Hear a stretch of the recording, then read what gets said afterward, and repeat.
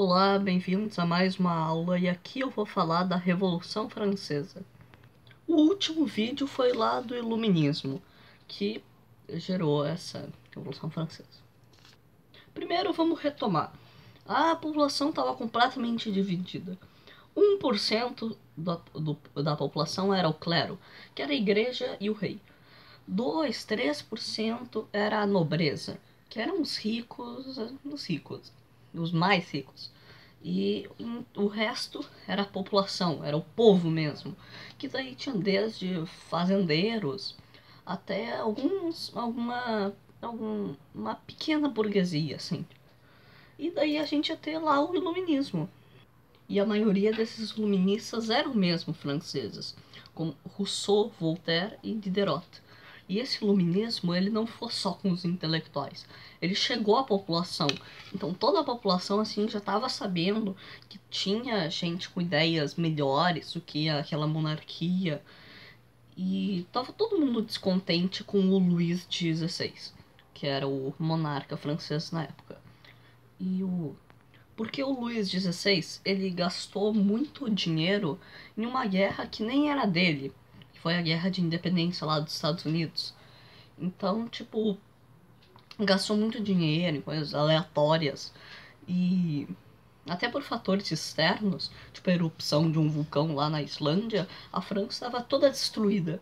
E daí ele convocou ali mesmo, em 1787, a Assembleia dos Notáveis, que era basicamente a assembleia do clero e da nobreza, e sem o povo. E lá eles decidiram mesmo naquelas votações, em que, tipo, não eram as pessoas que votavam, era o Estado, era essa classe. O clero tinha um voto, a nobreza tinha um voto, e a população ia ter um voto. Então, até na Assembleia dos Estados Gerais, era os monarcas que sempre venciam, porque o clero e a nobreza se uniam. Digamos que tem uma ideia para ajudar o povo. Então, a população dá um voto que sim, e o clero e a nobreza se juntam e dão 2 votos que não. Isso sempre acontecia e, tipo, não mudava nada essas assembleias. Então, em 1789, a população não ia mais aceitar isso, iam realmente fazer uma revolta, que daí ia ser o início da Revolução Francesa.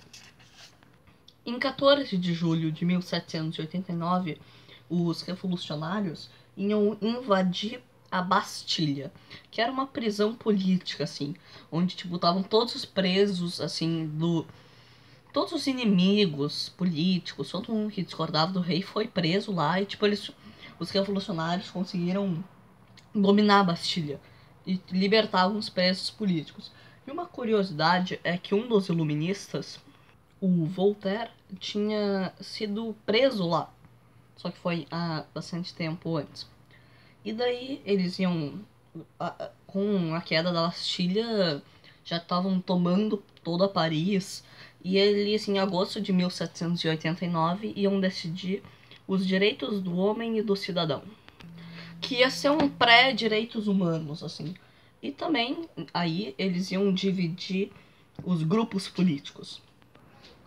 Nessa divisão política, trouxe os jacobinos como a esquerda,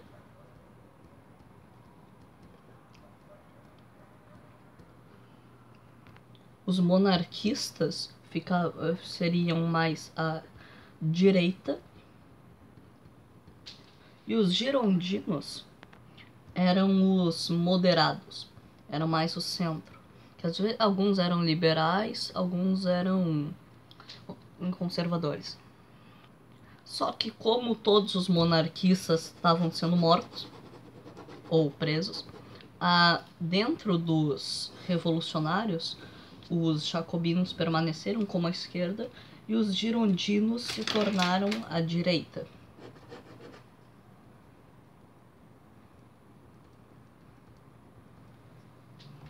E aí ia ter a ascensão de um líder importante, Robespierre.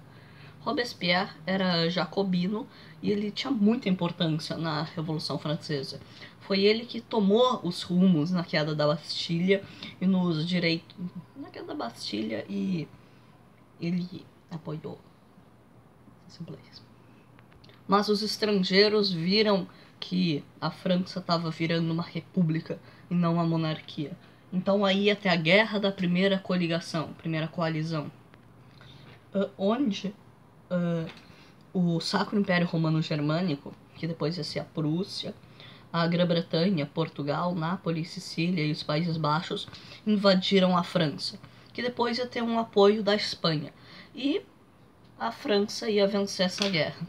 Eles estavam no comando do Robespierre, mas tinha um general muito importante, que era o Napoleão Bonaparte, que vai ser mais importante em outro vídeo mesmo. Mas, em 1793, o Robespierre manda guilhotinar Luís XVI, que era o rei da França. Então, o Luís XVI estava morto. 6 meses depois iam fazer o mesmo com a Maria Antonieta. E nesse meio tempo e depois ainda, muitos nobres e um monte de religiosos, todo o clero, assim, foi todos guilhotinados ou fugiram para outro país. Então aí no comando do Robespierre, a França ia completamente se afastar da igreja. E até mesmo em outros governos mais moderados, a igreja ainda não tinha sido amiga da França.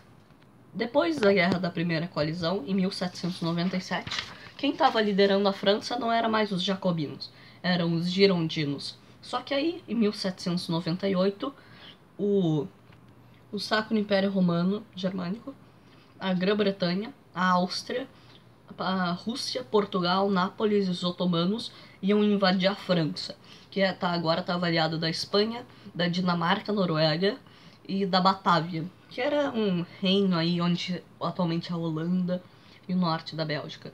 E nessa guerra a França ia vencer junto com seus aliados.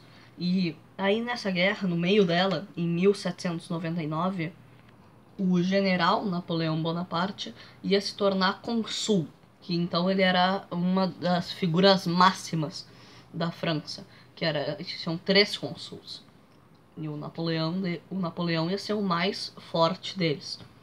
E essa guerra ia acabar em 1802, e o interessante é que o Napoleão ele ia conquistar o Egito, porque ele aleatoriamente queria muito conquistar o Egito, por causa que ele admirava o Alexandre o Grande lá da Grécia.